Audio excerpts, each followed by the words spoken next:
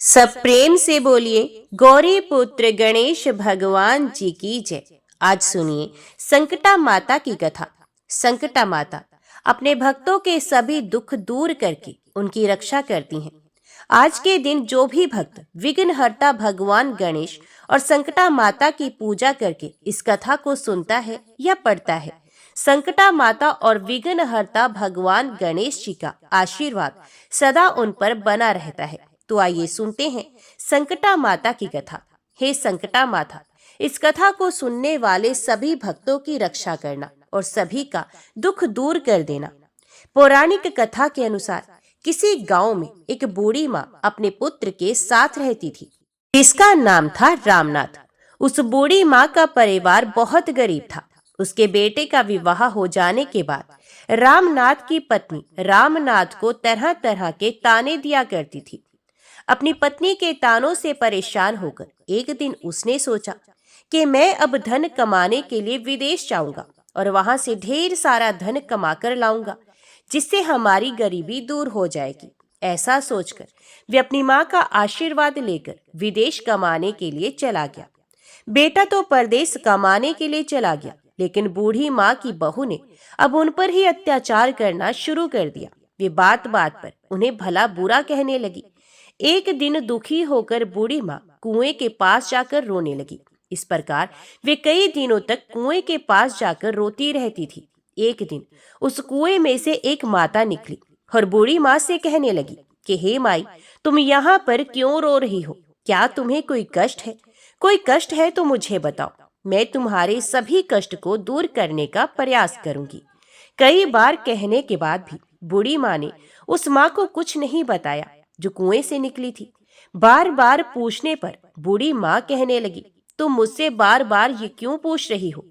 अगर मैं तुम्हें अपना दुख बता भी दूं, तो क्या तुम मेरे सारे दुखों को दूर कर दोगी?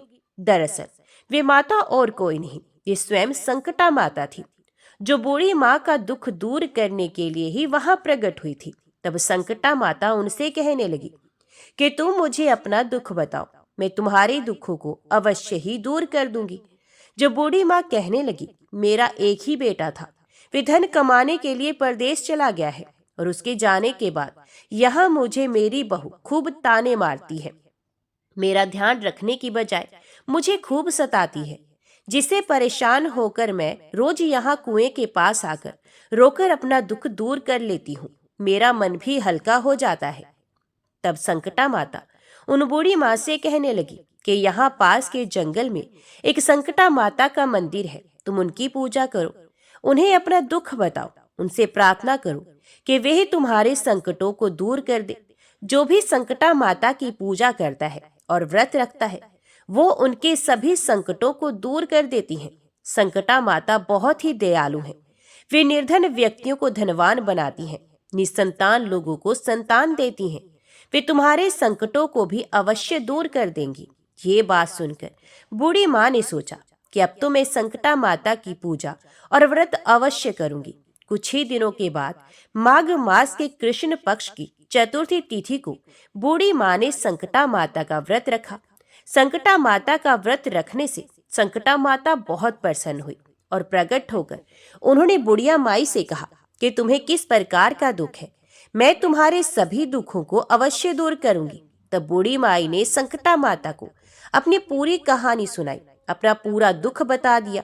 वे कहने लगी कि मेरा बेटा परदेश में कमाने के लिए चला गया है, मेरी बहू मुझे बहुत परेशान करती है, मैं इसी कारण से दुखी हूँ और हर दिन रोया करती हूँ। अगर आप मेरा दुख दूर कर सकती हैं तो बस मेरा बेटा परदेश से कमाकर वापस आ जाए और मेरी बहू भी मुझ पर अत्याचार करना बंद कर दे, तो मेरे जीवन से सारे दुख दूर हो जाएंगे। ये सुनकर संकटा माता ने उस बूढ़ी माँ से कहा, आप घर वापस जाओ और मेरी पूजा करो, तुम्हारा लड़का सकुशल घर वापस आ जाएगा। मेरी पूजा करना और सुहागिन स्त्रियों को अपने घर पर भोजन कराने के लिए बुलाना। जब तुम ऐसा करोगी तब तुम्हारा पुत्र अवश्य तुम्हारे घर वापस लौट आएगा और तुम्हारी बहू को भी सद्बुद्धि मिल जाएगी। संकटा माता के कहे अनुसार उस बूढ़ी माई ने व्रत किया और सुहागनों को भोजन कराने की तैयारी में लग गई। बूढ़ी माई जब सुहागनों को भोजन कराने के लिए लड्डू बना रही थी, तब 7 लड्डू की जगह 8 लड्डू बन गए। तब बूढ़ी माई को ये बात बताने लगी, कैसे कैसे हो गया, मुझसे गिनती गिनने में गलती क्यों हो गई। उसी समय संकटा माता उस बुढ़िया के पास आई और बुढ़िया से कहने लगी कि तुम परेशान क्यों हो, आज तुम्हारे घर पर इतना बड़ा उत्सव है और तुम दुखी दिखाई दे रही हो। तो बुढ़िया कहने लगी कि मैंने तो सुहागन महिलाओं के लिए लड्डू बनाकर रखे और मैंने गिनकर लड्डू बनाए थे, फिर भी वो 7 की जगह 8 लड्डू बन गए, इसी कारण मैं परेशान हूँ। तब संकटा माता कहने लगी, क्या तुमने किसी बुढ़िया को भी आमंत्रित किया है? तब तो बुढ़िया कहने लगी, नहीं, मैंने तो किसी भी बुढ़िया को आमंत्रित नहीं किया है, परंतु आप कौन हैं? संकटा माता ने कहा, मैं वही बुढ़िया हूँ, मुझे भी भोजन कराओ। और उस बुढ़िया ने ही संकटा माता को फिर भोजन के लिए आमंत्रित कर दिया। वहां पर बहुत सारी सुहागन महिलाएं पहुंची और उनको लड्डू और ठाई का भोजन कराया, जिससे उस बुढ़िया पर संकटा माता बहुत प्रसन्न हो गई। और फिर माता ने उसके पुत्र को ये याद दिलाया कि घर पर उसकी माता और उसकी पत्नी उसे बहुत याद कर रही हैं। तब वे लड़का अपनी माता और अपनी पत्नी से मिलने के लिए गांव आने के लिए तैयार हो गया। जब बुढ़िया सुहागनों को भोजन करा रही थी, तब किसी व्यक्ति ने उस बुढ़िया से कहा कि आपका बेटा आ रहा है, लेकिन बुढ़िया ने अनसुना कर दिया। कहने लगी, मैं काम कर रही हूँ और भोजन करा रही हूँ, लड़के को कह दो कि कहीं वहीं पर बैठा रहे, मैं उससे बाद में मिलूंगी। जब उसकी बहू ने अपने पति के आने का समाचार सुना, तब वे अपने पति का स्वागत करने के लिए चली गई। लड़के ने पत्नी को देखकर सोचा, मेरी पत्नी मुझसे कितना प्रेम करती है, जो मेरे आने की खबर मिलते ही मुझसे तुरंत मिलने के लिए आ पहुंची। परंतु मेरी माँ मुझसे प्रेम नहीं करती, इसलिए वे खबर मिलने के बाद भी मुझसे मिलने के लिए नहीं आई। उधर पूजा समाप्त हुई तो वे बुढ़िया अपने घर पहुंची और संकटा माता की कृपा से उस लड़के का मन अपनी पत्नी की ओर से हट गया। और माँ ने लड़के से कहा कि मैं तुम्हारी घर वापसी के लिए संकटा माता का व्रत रख रही थी और मैंने उस समय सुहागन महिलाओं को भोजन कराना था, इसलिए मैं तुम्हारे पास नहीं आ सकी। ये सुनकर वे लड़का अपनी माँ से गले लग गया और अपनी पत्नी पर नाराज होते हुए अपनी माँ से कहने लगा, माँ, अगर ये औरत यहाँ पर रहेगी तो मैं यहाँ नहीं रहूंगा। तब बूढ़ी माँ कहने लगी, मैंने बहुत कठिन व्रत करके तुम्हें प्राप्त किया है बेटा, इसलिए तुझे तो मैं नहीं छोड़ सकती, लेकिन तुम अगर अपनी पत्नी का त्याग करना चाहते हो तो कर सकते हो। फिर माँ ने अपनी बहू को घर से निकाल दिया और वो घर से निकलने के बाद एक पीपल के पेड़ के नीचे जाकर रोने लगी। जिस समय बहू पीपल के पेड़ के नीचे बैठकर रो रही थी, उसी समय वहां से एक राजा जा रहा था। राजा ने जब उसे रोते हुए देखा तो उसके पास गया और कहने लगा कि तुम यहाँ बैठकर रो क्यों रही हो। तब उसने राजा को अपनी सारी कहानी बता दी। राजा कहने लगा, तुम दुखी मत होना, मैं आज से तुम्हें अपनी बहन मानता हूँ, चलो मेरे साथ चलो। ऐसा कहकर बहू उसके साथ चली गई। राजा ने अपनी रानी को पूरी बात बताई। तब रानी ने उसको अपनी बहन बना लिया। जब बहू राजमहल में खूब राजपाट के साथ रहने लगी, तब संकटा माता का दिन आया और बहू ने भी व्रत रखा और सुहागन औरतों को भोजन कराने के लिए लड्डू बनाकर रखे। उस दिन महल में और भी सुहागन महिलाएं भोजन करने के लिए आई हुई थी। उसने रानी को भी आमंत्रित किया था। रानी ने जब देखा कि वे सूखी लड्डू खा रही है, तब उसने कहा कि तुम मावा मिठाई और खीर खाने वाली स्त्री आज सूखे लड्डू क्यों खा रही हो। और रानी ने इस तरह संकटा माता का भी अपमान कर दिया था। बहू के व्रत करने से, पूजा पाठ करने से, सुहागन महिलाओं को भोजन कराने से उसके पति को अपनी पत्नी की याद आ गई और वह अपनी पत्नी को ढूंढते ढूंढते राजमहल में पहुंच गया। राजमहल में आकर उसने अपने पति से क्षमा मांगी और उसे वापस ले जाने लगा था। जब रानी कहने लगी, तुम अपने पति के साथ जा रही हो तो चले जाओ, तब बहू उनसे कहने लगी, तुमने संकटा माता का अपमान किया है। हे रानी, जब मैंने उनका अपमान किया था तब आप ही ने मुझे सहारा दिया था। यदि आप पर किसी भी प्रकार का कोई संकट आए तो मैं आपको सहारा अवश्य दूंगी। आप सभी मेरी कुटिया में आ जाना। ऐसा कहकर बहू वहां से अपने पति के साथ चली गई। उधर बहू के महल से जाते ही उस महल में गरीबी छा गई। उन पर भारी संकट आ गया। तब रानी राजा से कहने लगी कि तुम कैसी बहन को घर लाए थे, वे हमें कष्ट में छोड़कर चली गई है। तब रानी ने राजा को बताया कि जब तुम्हारी बहन जा रही थी, उसने कहा था कि तुम पर कोई संकट आए तो मेरे यहाँ आ जाना। अपना दुख दूर करने के लिए राजा और रानी दोनों उस बहू के घर पहुंच गए। बहू को जब सारी बात पता चली तो वे कहने लगी कि ये सब संकटा माता का अपमान करने के कारण हुआ है। यदि अब आप मेरी बात मानो तो संकटा माता का व्रत करो और सुहागन महिलाओं को भोजन कराओ, जिससे तुम्हारे सारे दुख दूर हो जाएंगे। उनके कहे अनुसार राजा रानी ने फिर ऐसा करना प्रारंभ कर दिया। राजा और रानी दोनों मिलकर कई दिनों तक संकटा माता से माफी मांगते रहे। फिर एक दिन की बात है, रात में रानी के सपने में संकटा माता एक बुढ़िया का रूप धारण करके आई और उनसे कहने लगी कि तुम अपने राज्य में वापस चले जाओ और वहां पर संकटा माता की पूजा और व्रत करना, तुम्हारे सभी कष्ट दूर हो जाएंगे। उस बुढ़िया की बात को मानकर वे दोनों पति पत्नी अपने राज्य की ओर वापस चले गए। राज्य में जाकर वे संकटा माता का व्रत रखने लगी, सुहागन महिलाओं को भोजन कराने लगी। तब संकटा माता ने उनको क्षमा कर दिया। वे दोबारा संकटा माता की कृपा से धनवान हो गए थे। उनकी सारी धन संपत्ति भी वापस मिल चुकी थी। तभी से राजा और रानी संकटा माता का व्रत करने लगे थे। ऐसी है संकटा माता अपने भक्तों के सभी दुख दूर करती हैं। बोलिए संकटा माता की जय। पौराणिक कथा के अनुसार एक गांव में एक सेठ सेठानी थे। उनके एक बेटे और एक बहू थी। बहू सबको भोजन करा के फिर स्वयं भोजन करती थी। एक पड़ोसन ऐसी भी थी जो रोज पूछती थी कि बहू आज क्या बनाया है, क्या खाया है। तो बहू कहती ठंडो बासी। एक दिन उसके पति ने ऐसा सुनकर विचार किया कि आज तो पकवान बनाए जाएं। फिर देखें कि मेरी पत्नी क्या कहती है। उसने तरह तरह के पकवान बनवाए और घर के सभी लोगों ने एक साथ बैठकर भोजन किया। आज भी पड़ोसन ने पूछा तो बहू ने कहा कि ठंडो बासी। सेठ के लड़के ने सोचा हो न हो कोई बात अवश्य है जिससे कि मेरी पत्नी ऐसा कहती है। उसने पत्नी से पूछा तुम रोज ठंडो बासी खाया ऐसा क्यों कहती हो, जबकि हम सब ने एक साथ बैठकर कई तरह के पकवान खाए हैं। उसकी पत्नी बोली हम जो खा रहे हैं वे बाप बूढ़ों की कमाई है। जिस दिन आप कमाकर लाओगे उस दिन मैं समझूंगी कि ताजा भोजन कर रहे हैं। अब एक दिन लड़के ने माँ से कहा मैं एक बड़े शहर में कमाई करने जा रहा हूँ। तो माँ बोली बेटा अपने पास इतना धन है कि खाया नहीं खत्म होगा। माँ के मना करने पर भी बेटी ने स्वयं कमाने का दृढ़ निश्चय कर लिया और जाते समय पत्नी से कहा मैं जब तक कमाकर बहुत सा धन लेकर ना आऊं तुम चूल्हे की आग मत बुझने देना। एक दिन चूल्हे की आग बुझ गई तो वे मन ही मन घबराने लगी, कहीं मेरे पति पर संकट तो नहीं आ पड़ा। जल्दी से पड़ोस में से आग लाकर चूल्हे में रख दूं। ऐसा विचार करके पत्नी पड़ोस में गई। वहां पड़ोसन चौथ माता का व्रत और पूजन कर रही थी। पड़ोसन ने कहा थोड़ी देर में आकर ले जाना। तो बहू ने पड़ोसन से पूछा आप यह व्रत क्यों करती हैं, इससे क्या मिलता है।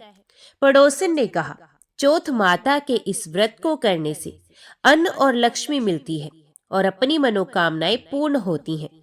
अब बहू भी चौथ माता का व्रत करने लगी।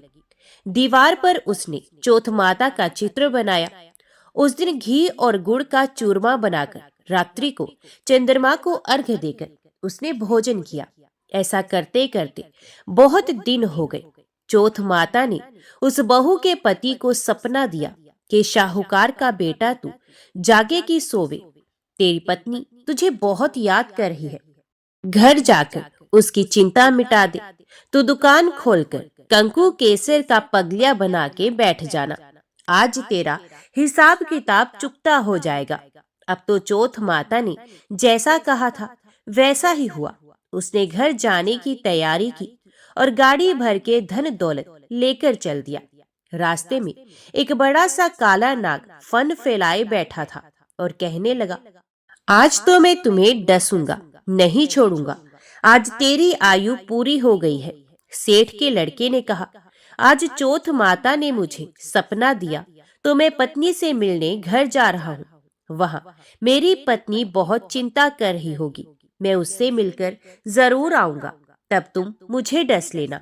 नाग ने कहा, तुम शपथ पूर्वक कह के जाओ तो मैं तुम्हें जाने दूंगा, परंतु लौटकर नहीं आए तो तुम्हारे घर आकर मैं तुम्हें डस लूंगा।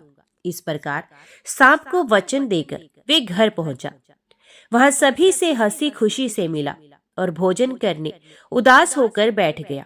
उसकी पत्नी ने उदास होने का कारण पूछा तो पत्नी ने काले नाग वाली बात बताते हुए कहा कि यदि मैं उसके पास नहीं जाऊंगा तो वे घर आकर ही मुझे डस लेगा।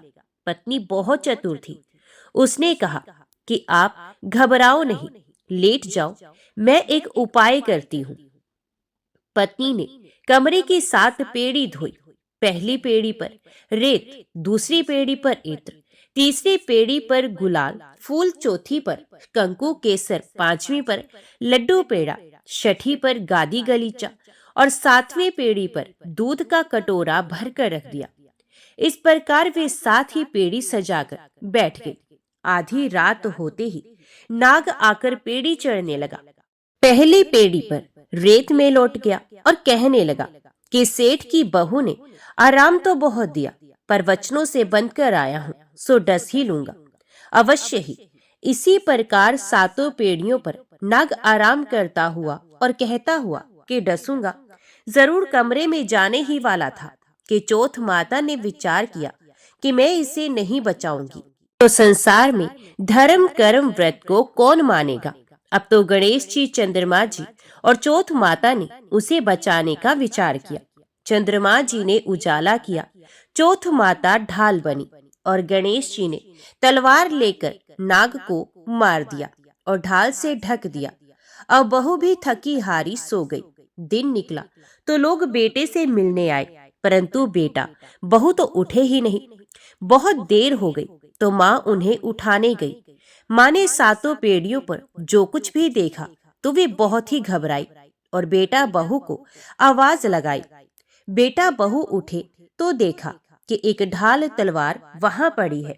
अब ढाल उठाई तो वही काला नाग मरा हुआ पड़ा है। बेटा बहू ने सोचा कि आज तो धर्म कर्म ही आड़े आए हैं, जो भगवान गणेश जी और चौथ माता ने अपनी रक्षा की है। हे चौथ माता, आपने जैसी सेठ के बेटे बहू की रक्षा की, वैसे ही रक्षा सबकी करना। तो बोलो चौथ माता की जय। भगवान विघ्नहर्ता गणेश की कथा सुने बिना चौथ माता के व्रत की कथा अधूरी मानी जाती है। इसलिए अब आप सुनिए भगवान गणेश की कथा। एक समय की बात है, भगवान विष्णु का विवाह लक्ष्मी जी के साथ निश्चित हो गया। विवाह की तैयारियां होने लगी। सभी देवताओं को निमंत्रण भेजे गए, परंतु गणेश जी को निमंत्रण नहीं दिया गया। कारण जो भी रहा हो, अब भगवान विष्णु की बारात जाने का समय आ गया। सभी देवता अपनी पत्नियों के साथ विवाह समारोह में आए। उन सब ने देखा कि गणेश जी कहीं दिखाई नहीं दे रहे हैं। तब वे आपस में चर्चा करने लगे कि क्या गणेश जी को कोई न्योता नहीं दिया या स्वयं गणेश जी ही नहीं आए। सभी को इस बात पर आश्चर्य होने लगा। तभी सबने विचार किया कि भगवान विष्णु से ही इसका कारण पूछा जाए।